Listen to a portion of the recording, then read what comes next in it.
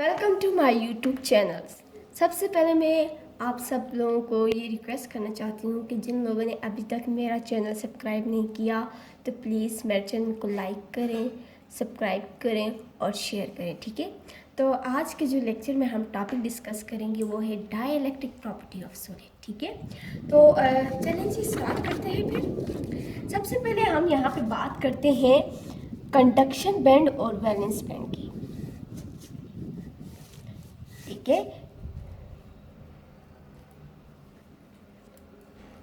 Valence band और conduction band,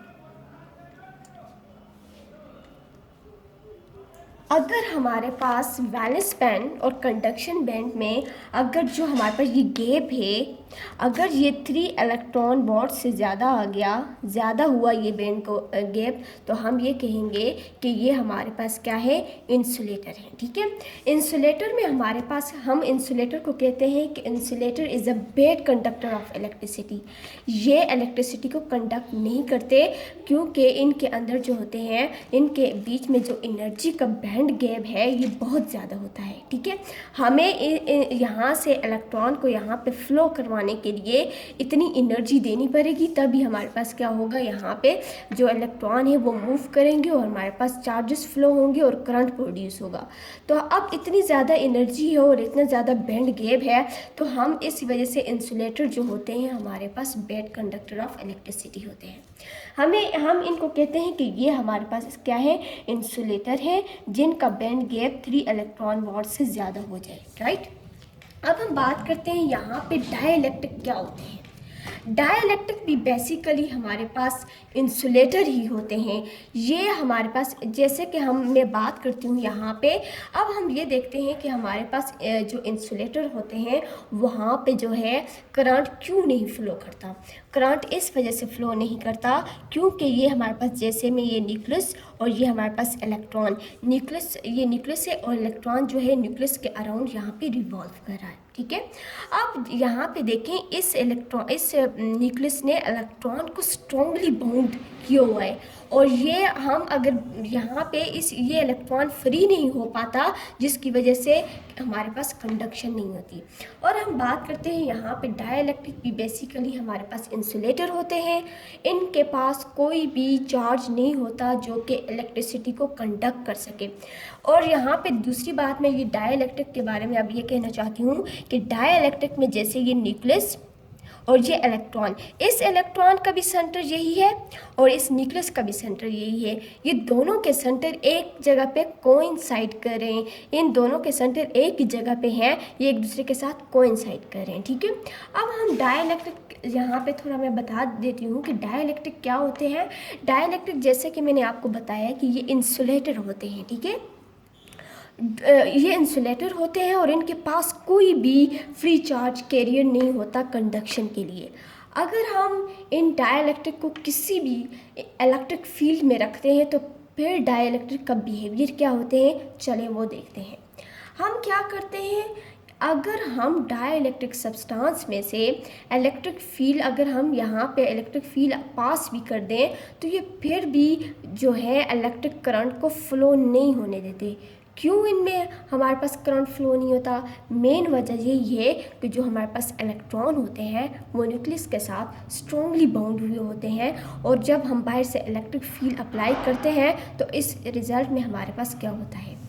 तो यहाँ पे मैं आपको बताती हूँ, जैसे कि ये मैंने एक डाइइलेक्ट्रिक को शो किया हुआ है। ये डाइइलेक्ट्रिक का, ये देखें, ये पॉजिटिव और नेगेटिव चार्ज, इन दोनों का सेंटर एक दूसरे के साथ क्या कर रहा है, कोइंसाइड कर रहा है, ठीक है। अब मैं क्या करूँगी, इस डाइइलेक्ट्रिक मटेरियल को, इस डाइइलेक्ट्रिक सब्सटेंस को इस इलेक्ट्रिक फील्ड में रखती हूँ, ठीक है। बाहर से मैं इलेक्ट्रिक फील्ड इस डाइइलेक्ट्रिक पे अप्लाई करती हूँ। फिर क्या होता है, ये देखें, हम बाहर से, जैसे कि मैं आपको बताती हूँ, पहले हमारे पास जो थे चार्जेस यूँ थे, यूँ हमारे पास चार्जेस थे और जैसे ही यहाँ पे देखें इस पॉजिटिव और इस नेगेटिव का जो सेंटर है वो एक दूसरे के साथ कोइंसाइड कर रहा था। लेकिन हमने जहाँ पे जैसे ही मैंने इलेक्ट्रिक फील्ड को अप्लाई किया, इस रिज़ल्ट में क्या हुआ कि पॉजिटिव और नेगेटिव चार्ज जो हैं वो एक दूसरे से सेपरेट हो गए, डिस्टेंस से डिस्प्लेस होगी, अपनी पोजीशन से वो क्या हो गए, डिस्प्लेस हो गए। अगर मेरी इलेक्ट्रिक फील्ड, यहाँ पे इलेक्ट्रिक फील्ड जो होती है वो पॉजिटिव टू नेगेटिव, बाहर से जो मैं इलेक्ट्रिक फील्ड अप्लाई कर रही हूँ वो है पॉजिटिव टू नेगेटिव।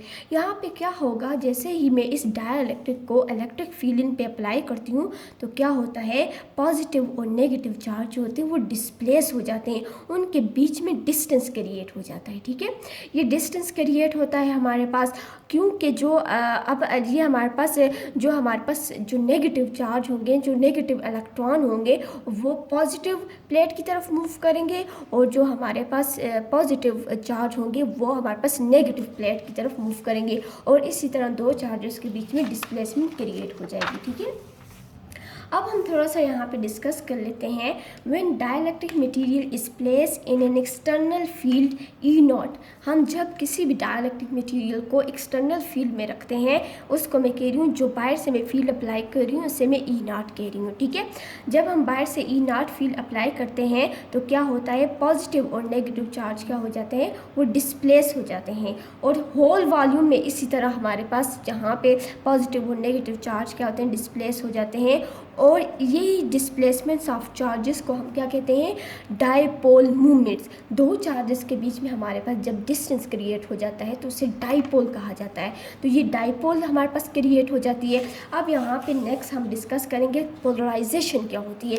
पोलराइजेशन कहते हैं, जैसे मैं पोलराइजेशन क्या है, अब मैं इसका 1 यूनिट वॉल्यूम ले लूँ, मैं फ़र्ज़ करती हूँ यहाँ पे, जैसे मैं कंसीडर ये करती हूँ कि ये 1 यूनिट वॉल्यूम है और इसके अंदर हमारे पास कितने डाइपोल्स हैं, पर यूनिट वॉल्यूम के अंदर हमारे पास कितने डाइपोल्स फॉर्म हुए हैं, उसको हम क्या कहते हैं, पोलराइजेशन कहते हैं। ठीक है, जैसे मैं आपको आगे डिफिनेशन भी बता देती हूँ।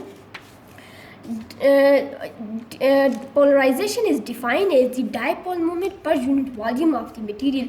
मटीरियल में पर यूनिट वॉल्यूम कितने डाइपोल्स हमारे पास फॉर्म हो रहे हैं, वही हमारे पास पोलराइजेशन कहलाती है। ठीक है, अब मैं आपको बताऊं, यहाँ पे जैसे ही यहाँ पे देखें, ये बाहर से जो मैंने फील्ड अप्लाई की थी वो ये है, और अंदर भी हमारे पास जब हम अंदर पोलराइजेशन होगी, जब डाइपोल्स अंदर क्रिएट होंगे तो अंदर भी एक फील्ड जो होगी हमारे पास क्या होगी, वो फॉर्म होगी, ये वाली फील्ड भी अंदर से बनेगी। तो इस फील्ड की जो डायरेक्शन होगी वो हमारे पास -2 प्लस इस तरफ होगी, और ये वाली जो फील्ड करे, ये फील्ड जो है इस अप्लाइड फील्ड के ऑपोजिट है, ये इसके इफेक्ट को क्या करेगी, कैंसिल करेगी। इसमें से जो है इतनी फील्ड जो होगी वो कैंसिल हो जाएगी, और बाकी ये फील्ड जो होगी ये हमारे पास रह जाएगी। ठीक है, यानी कि अब देखें, अब अगर हम पोलराइजेशन से हमारे किसी भी डाइलेक्ट्रिक में जब पोलराइजेशन होती है तो वहाँ पे क्या होता है, जो एक्सटर्नल फील्ड का जो मैग्नीट्यूड होता है वो रिड्यूस हो जाता है। वो क्यों रिड्यूस होता है, क्योंकि जो अंदर पोलराइजेशन की वजह से जो हमारे पास इलेक्ट्रिक फील्ड बन रही है, फॉर्म हो रही है, वो उसके इफेक्ट को, वो अप्लाइड फील्ड को कम कर रही है, उसे रिड्यूस कर रही है। ठीक है, तो हमेशा याद करना है कि हमारे पास हमेशा जो रिजल्टिंग इलेक्ट्रिक फील्ड होगी हमेशा लेस देन होगी अप्लाइड फील्ड से। ठीक है, अब टोटल इलेक्ट्रिक फील्ड हमारे पास क्या होगी, टोटल इलेक्ट्रिक फील्ड होगी E = E0 + EP। E0 हमारे पास जो मैंने बाहर से अप्लाई की थी, EP जो पोलराइजेशन से हमारे पास आएगी वो रिजल्टिंग इलेक्ट्रिक फील्ड कहलाएगी। ठीक है, यहाँ पे जैसे लिखा भी हुआ है, EP is called polarization field. ये पोलराइजेशन फील्ड होती है जो कि अपोज करती है अप्लाइड फील्ड E0 को, जो बाहर से मैंने अप्लाई की थी वो उसको क्या करती है, अपोज करती है। अब हम देखते हैं कि पोलराइजेशन क्या होता है। पोलराइजेशन हमारे पास, पोलराइजेशन डायरेक्टली प्रोपोर्शनल होती है इलेक्ट्रिक फील्ड के। ठीक है, जो हमारे पास इलेक्ट्रिक फील्ड है उसके पोलराइजेशन उसके डायरेक्टली प्रोपोर्शनल होती है। जब डायरेक्टली प्रोपोर्शन का हम साइन हटाएंगे तो यहाँ पे कांस्टेंट आ जाएगा ε0 और xi × E। ठीक है, where ε0 is the permittivity of free space और xi ससेप्टिबिलिटी कहलाता है। चलें बताते हैं ससेप्टिबिलिटी हमारे पास क्या होता है। Electrical susceptibility is measure of the polarization produced in the material per unit resulting electric field। Susceptibility हमारे पास क्या होती है कि हमने जो है बाहर से हम जो है जो इलेक्ट्रिक फील्ड अप्लाई कर रहे हैं उसके रिजल्ट में कितनी पोलराइजेशन प्रोड्यूस हो रही है, ये इसको ससेप्टेबिलिटी उसको मेजर करता है कि कितनी पोलराइजेशन हमारे पास फॉर्म हो रही है, प्रोड्यूस हो रही है जब रिजल्टिंग इलेक्ट्रिक फील्ड की वजह से। ठीक है, ये इसको मेजर करता है। अब हम देखते हैं मैकेनिज्म ऑफ पोलराइजेशन क्या होता है। तो यहाँ पे तीन मैकेनिज्म होते हैं, एक इलेक्ट्रॉनिक पोलराइजेशन होती है, एक आयनिक पोलराइजेशन होती है, एक पोलर और ओरिएंटेशन पोलराइजेशन होती है। चले हम वन बाय वन उनको डिस्कस करते हैं। जैसे कि हम यहाँ पे जैसे मैंने इलेक्ट्रॉनिक पोलराइजेशन कैसे अराइज होती है चले आपको बताते हैं। जैसे कि ये एक एटम है, इसमें न्यूक्लियस है और इलेक्ट्रॉन इसके अराउंड रिवॉल्व करें। अभी जब मैंने कोई भी इलेक्ट्रिक फील्ड अप्लाई नहीं की तो इनमें पोलराइजेशन नहीं है। ठीक है, पोलराइजेशन कहते हैं जब पॉजिटिव और नेगेटिव चार्ज के बीच में डिस्टेंस क्रिएट हो जाए और उनका पॉजिटिव और नेगेटिव चार्ज का जो सेंटर है वो कोइंसाइड न करे। अभी आप देखें ये इस पॉजिटिव चार्ज का भी सेंटर यही है और इस जो हमारे पास इलेक्ट्रॉन है इसका भी सेंटर ये दोनों का सेंटर एक दूसरे के साथ कोइंसाइड कर रहा है। तो जैसे ही हम क्या करेंगे बाहर से इलेक्ट्रिक फील्ड अप्लाई करते हैं, जैसे ये मैंने बाहर से ये वाली इलेक्ट्रिक फील्ड इस पे अप्लाई की है तो फिर क्या हुआ है, इस रिजल्ट में जो इलेक्ट्रॉन का क्लाउड था वो न्यूक्लियस के क्लाउड के अबाउट यहाँ पे डिस्प्लेस हो गया है। ये देखें ये सारा इलेक्ट्रॉन का क्लाउड क्या हो गया, डिस्प्लेस। इसी तरह पॉजिटिव और नेगेटिव चार्ज के बीच में डिस्प्लेसमेंट क्रिएट हो जाएगी तो तब हम कहेंगे कि यहाँ पे पोलराइजेशन होगी है। इलेक्ट्रॉनिक पोलराइजेशन का मतलब ये है कि हमारे पास इलेक्ट्रॉनिक क्लाउड जो होता है न्यूक्लियस के रिलेटिव में क्या हो जाता है, वो डिस्प्लेस हो जाता है। ठीक है, चलें जी आगे डिस्कस करते हैं। थर्ड नंबर आयनिक पोलराइजेशन। आयनिक पोलराइजेशन हमारे पास क्या होता है, आयनिक पोलराइजेशन ऐसी पोलराइजेशन होती है अब जो हमारे पास आयनिक बॉन्डिंग हमारे पास सोलर के अंदर हमारे पास अगर जो आयनिक बॉन्डिंग होती है वो उनमें डाइपोल्स पहले के होते हैं। अगर हम बाहर से कोई भी इलेक्ट्रिक फील्ड ना भी अप्लाई करें तो तब भी जो हमारे पास आयन्स होते हैं उनमें पोलराइजेशन होती है, लेकिन उन दोनों जो रिजल्टिंग जो हमारे पास अफेक्ट आता है पोलराइजेशन का वो हमारे पास ज़ीरो होता है, क्योंकि हमारे पास अगर एक आयन्स की अगर डायरेक्शन पोलराइजेशन की डायरेक्शन एक आयन्स की पोलराइजेशन की डायरेक्शन अगर ये है तो दूसरे की क्या होगी, दूसरे की जो होगी इस तरह होगी। इस तरह ये एक दूसरे को क्या कर लेंगे, कैंसिल कर देंगे। जो हमारा नेट जो हमें पोलराइजेशन मिलता है वो ज़ीरो मिलता है। जैसे ही हम बाहर से कोई इलेक्ट्रिक फील्ड अप्लाई करते हैं तो ये आयन्स क्या हो जाते हैं, फिर हमारे पास यहाँ पे जो हमें नेट पोलराइजेशन मिलता है वो ज़ीरो नहीं मिलता, फिर नेट डाइपोल मोमेंट इसमें होता है, वो खुद को उस इलेक्ट्रिक फील्ड की वजह से ओरिएंटेशन उनकी स्टार्ट हो जाती है। ठीक है, अब यहाँ पे डाइपोलर और ओरिएंटेशन पोलराइजेशन क्या होती है, इसमें भी हमारे पास क्या होते हैं कि हमारे पास डाइपोल्स पहले के होते हैं और हम बाहर से जब इलेक्ट्रिक फील्ड अप्लाई करते हैं तो ये क्या करते हैं, इलेक्ट्रिक फील्ड की डायरेक्शन में ख़ुद को ओरिएंटेशन स्टार्ट कर देते हैं, उसकी डायरेक्शन में ये रोटेट होना शुरू हो जाते हैं। ठीक है, अब हम यहाँ पे बहुत ज़्यादा इम्पॉर्टेंट टॉपिक है फेरो इलेक्ट्रिसिटी। तो आप लोगों ने इसको हम देखते हैं, फेरो इलेक्ट्रिसिटी बहुत ज़्यादा इम्पॉर्टेंट है और आप सब लोगों ने इसे समझना है कि फेरो इलेक्ट्रिसिटी क्या होता है। तो मैं आप लोगों को सारा बताऊंगी और आप लोगों ने बस इसे देखना है। फेरो इलेक्ट्रिसिटी हमारे पास क्या होता है, इसे हम कहते हैं ferroelectricity is the phenomena which refer to the state of spontaneous polarisation.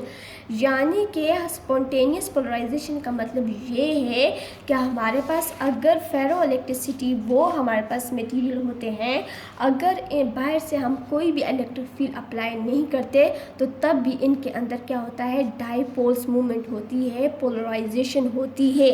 ठीक है, हमारे पास पोलराइजेशन होती है। और दूसरी फेरो इलेक्ट्रिसिटी के बारे में जो इम्पॉर्टेंट बात है, इनका जो डाइलेक्ट्रिक कांस्टेंट होता है वो बहुत ज़्यादा होता है। और अब हम क्या करते हैं, इसमें हमारे पास जो हमारे पास फेरो इलेक्ट्रिसिटी में जो हमारे पास अगर उसमें पोलराइजेशन है तो इसका मतलब ये है कि उसका पॉजिटिव चार्ज और नेगेटिव साइड चार्ज एक दूसरे के साथ कोइंसाइड नहीं करते। और अगर हम बाहर से कोई फील्ड नहीं भी अप्लाई करते तो तब भी इनका पॉजिटिव और नेगेटिव चार्ज जो होते हैं वो एक दूसरे के साथ कोइंसाइड नहीं करते। और दूसरी बात जो है, ये हमें डाइपोल मूवमेंट की नॉन ज़ीरो वैल्यू देता है। और हम यहाँ पे देखें, यहाँ पे हमें जो इसका ग्राफ मिलता है, अगर देखें यहाँ पे मैं इलेक्ट्रिक फील्ड को शो कर रही हूँ और यहाँ पे हम पोलराइजेशन को शो कर रही हूँ, ठीक है। इनका जो हमें ग्राफ मिलता है वो ग्राफ ये होता है, इनका ग्राफ जो होता है वो लीनियर नहीं होता, नॉन लीनियर होता है। लीनियर ग्राफ कौन सा होता है, अगर मैं इलेक्ट्रिक फील्ड को अप्लाई करूँ तो पोलराइजेशन भी ज़्यादा हो तो ये हमारे पास लीनियर ग्राफ ये लीनियर हमारे पास ग्राफ बनता है। लेकिन जो हमारे पास पोलराइजेशन का, जो हमारे पास फेरो इलेक्ट्रिसिटी का जो ग्राफ बनता है वो नॉन लीनियर बनता है। नॉन लीनियर का मतलब ये कि हाइस्टीरियस लूप बनेगा। मैं आपको बताऊंगी कि हाइस्टीरियस लूप क्या होता है, उसके बारे में भी हम सारा डिस्कस करेंगे, ठीक है। तो ये बात याद रखनी है, फेरो इलेक्ट्रिसिटी में जो हमारे पास ग्राफ बनता है वो नॉन लीनियर होता है, लीनियर ग्राफ नहीं होता, ठीक है। अब बात करते हैं क्यूरी पॉइंट की। आप देखिए हम क्या करते हैं, एक क्यूरी पॉइंट एक ऐसा टेम्परेचर है क्यूरी जो हमारे पास है एक ऐसा टेम्परेचर है जिसके नीचे तो फेरो इलेक्ट्रिक मटेरियल जो है वो हमारे पास शो होते हैं कि हाँ ये फेरो इलेक्ट्रिक मटेरियल है। लेकिन हम क्या करते हैं, जब क्यूरी टेम्परेचर से, क्यूरी पॉइंट से जब हम टेम्परेचर ज़्यादा करते हैं तो फिर क्या होता है, फेरो इलेक्ट्रिसिटी क्या होती है, डिसअपेयर हो जाती है। वो जो होती है वो टेम्परेचर के ज़्यादा करने से, क्रिटिकल टेम्परेचर से जब हम टेम्परेचर ज़्यादा करते हैं तो फेरो इलेक्ट्रिसिटी डिसअपेयर हो जाती है। और जिस पॉइंट वो उसी अबाउट टेम्परेचर को हम कहते हैं क्रिटिकल टेम्परेचर और ट्रांजिशन टेम्परेचर। इसमें क्या होता है, जैसे ही हम फेरो इलेक्ट्रिसिटी का क्यूरी पॉइंट से क्या करते हैं, टेम्परेचर ज़्यादा करते हैं तो वो ट्रांसफ़र हो जाते हैं पैरा इलेक्ट्रिक मटेरियल में। तो वो फेरो इलेक्ट्रिक मटेरियल क्या बन जाता है, पैरा इलेक्ट्रिक मटेरियल बन जाता है, ठीक है। अगर हम किसी भी फेरो इलेक्ट्रिक मटेरियल का टेम्परेचर क्रिटिकल टेम्परेचर से ज़्यादा करते हैं तो वो वाला जो हमारे पास जो फेरो इलेक्ट्रिक मटेरियल होता है वो पैरा इलेक्ट्रिक स्टेट में चला जाता है। यानी कि फेरो इलेक्ट्रिसिटी जो है वो टेम्परेचर पे डिपेंड करती है। अगर हम टेम्परेचर ज़्यादा करते हैं तो वो खुद को पैरा इलेक्ट्रिक स्टेट में तब्दील कर देते हैं। तो यहाँ पे मैं हाइस्टीरियस लूप में बाद में आऊँगी। सबसे पहले आपको डोमेन का कॉन्सेप्ट यहाँ पे बताती हूँ, डोमेन का कॉन्सेप्ट बताती हूँ और इसके बाद फिर आगे चलते हैं। अब हमारे पास जहाँ पे जो हमारे पास फेरो इलेक्ट्रिक मटेरियल होते हैं उसमें क्या होता है, हमारे पास जैसे मैं यहाँ पे एक सब्सटेंस शो कर रही हूँ, इसके अंदर क्या होते हैं, डोमेन होते हैं। फेरो इलेक्ट्रिक मटेरियल में हमारे पास डोमेन होते हैं और ये जो वॉल्स होती हैं ना, इसको हम डोमेन्स वॉल कहते हैं, ठीक है। ये वॉल्स जो होती हैं इनको हम डोमेन्स वॉल। हर एक डोमेन्स में हमारे पास जो होते हैं सेम डाइपोल्स होते हैं। यानी कि ये यहाँ पे इस तरह के सारे डाइपोल्स होंगे और इस डोमेन में इस तरह के डाइपोल्स होंगे।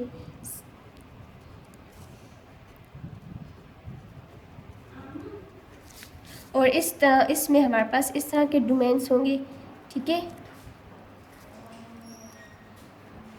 ये और इसमें हमारे पास इस तरह के डोमेन्स होंगे सेम। हर एक डोमेन, ये डोमेन्स होते हैं, हर एक अलग अलग डोमेन में सेम डाइपोल्स होते हैं हमारे पास, ठीक है।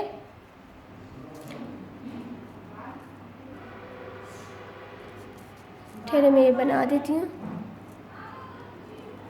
अब ये वाला डोमेन इसको कैंसिल कर देता है, ये डोमेन इसके इफेक्ट को कैंसिल कर देता है, ये डोमेन इसके इफेक्ट को कैंसिल हो जाता है। तो टोटल जो नेट डाइपोल मूवमेंट हमें मिलता है वो ज़ीरो मिलता है, क्योंकि इसके हर एक डोमेन में जो सेम डाइपोल मूवमेंट होते हैं वो दूसरे डोमेन के उसके ऑपोजिट डाइपोल मूवमेंट होंगे। ये दोनों एक दूसरे को क्या कर लेंगे, कैंसिल करेंगे। जो हमें नेट इफेक्ट मिलेगा वो नेट इफेक्ट हमें क्या मिलेगा, ज़ीरो मिलेगा।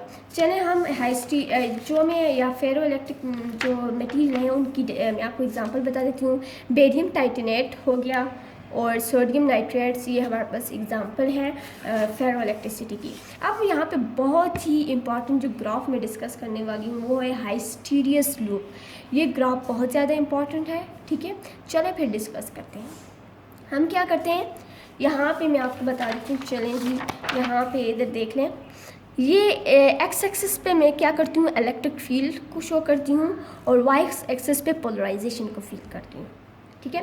अब हम क्या करते हैं, अब इसका जो हमें ग्राफ मिलता है, अब बाहर से जब मैं कोई भी इलेक्ट्रिक फील्ड अप्लाई करती हूँ तो यहाँ पे पोलराइजेशन भी क्या कर रही है, यहाँ पे इंक्रीज़ हो रही है, ठीक है, इंक्रीज़ हो रही है। लेकिन हम इतनी स्ट्रॉन्ग इलेक्ट्रिक फील्ड बाहर से अप्लाई करते हैं कि इसका एक पॉइंट आ जाता है जिसको हम सैचुरेशन पॉइंट कहते हैं।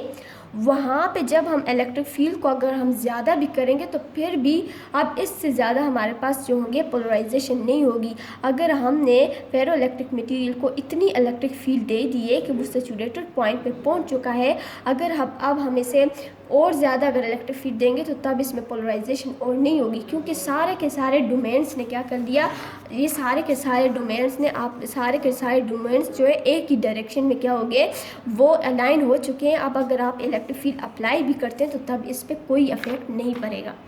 तो अब हम क्या करते हैं, फिर हम क्या करते हैं, इलेक्ट्रिक फील्ड को जब ये सैचुरेटेड पॉइंट पर पहुंच चुका है तो इसी पॉइंट को हम स्पॉन्टेनियस पोलराइजेशन कहते हैं, ठीक है। अब हम क्या करते हैं, यहाँ पे क्या करते हैं, अब इलेक्ट्रिक फील्ड को जैसे जैसे कम करना शुरू कर देते हैं, तो जैसे हम इलेक्ट्रिक फील्ड को कम करते हैं यहाँ पे ज़ीरो, यहाँ पे इलेक्ट्रिक फील्ड होती है, ज़ीरो इलेक्ट्रिक फील्ड पर भी हमारे पास यहाँ पे जो फेरो इलेक्ट्रिक मटेरियल के अंदर जो होता है वो डाईपोलराइजेशन होती है। अगर हम इलेक्ट्रिक फील्ड को कम भी कर दें, ज़ीरो भी कर दें, तो तब भी हमारे पास जो फेरो इलेक्ट्रिक मटेरियल होते हैं उनके अंदर ज़ीरो इलेक्ट्रिक फील्ड पर भी पोलराइजेशन हमारे पास होती है। अब हम यहाँ पे जिस पॉइंट पे हम इलेक्ट्रिक फील्ड को ज़ीरो कर देते हैं तब भी फेरो इलेक्ट्रिक मटेरियल में जो हमारे पास पोलराइजेशन होती है उस पॉइंट को कहते हैं रेमनेंस। क्या कहते हैं, रेमनेंस। यहाँ पे हम इलेक्ट्रिक फील्ड को ज़ीरो भी करते हैं तो तब भी उन मटेरियल के अंदर जो होती है पोलराइजेशन होती है। अब हम क्या करते हैं, अब हम क्या करते हैं, यहाँ पे इलेक्ट्रिक फील्ड को ऑपोजिट डायरेक्शन में हम इन जो हमारे पास फेरो इलेक्ट्रिक मटेरियल है उस इलेक्ट्रिक फील्ड को हम ऑपोजिट कर लेते हैं, ठीक है। अब ऑपोजिट केस में क्या होता है, जैसे जैसे ही हम यहाँ पे जो हमारे पास इलेक्ट्रिक फील्ड है उसको हम जैसे ही यहाँ पे ज़्यादा करते हैं तो एक पॉइंट यहाँ पे आता है, यहाँ पे जहाँ पे हम जो है इलेक्ट्रिक फील्ड तो होती है लेकिन हमारे पास पोलराइजेशन ज़ीरो हो जाती है। इसको कोएर्सिविटी पॉइंट कहते हैं, जहाँ पे हमारे पास जो है इलेक्ट्रिक फील्ड अप्लाई करने पे भी पोलराइजेशन ज़ीरो हो जाती है। फिर जैसे ही हम और ज़्यादा करते हैं फिर एक सैचुरेशन पॉइंट आ जाता है ऑपोजिट डायरेक्शन में। इस ऑपोजिट डायरेक्शन में सैचुरेशन पॉइंट आ जाता है। फिर अब इससे आगे आप अगर इलेक्ट्रिक फील्ड को ज़्यादा भी करते हो तो फिर क्योंकि सारे के सारे जो हमारे पास फेरो इलेक्ट्रिक मटेरियल के अंदर जितने भी हमारे पास डाइलेक्ट्रिक जो हमारे पास पोलराइजेशन हो चुकी है मुकम्मल, सब ने अपने आप को अलाइन कर दिया है, तो इसको हम ऑपोजिट डायरेक्शन में saturation point in opposite direction कहेंगे। फिर जैसे ही हम क्या करते हैं, फिर ऑपोजिट डायरेक्शन में हम जब इलेक्ट्रिक फील्ड को जब हम कम करते हैं तो फिर ऐसा पॉइंट आ जाता है जहाँ पे इलेक्ट्रिक फील्ड ज़ीरो होता है लेकिन पोलराइजेशन मैक्सिमम होती है। तो यही था आज का लेक्चर। तो होप आप लोगों को समझ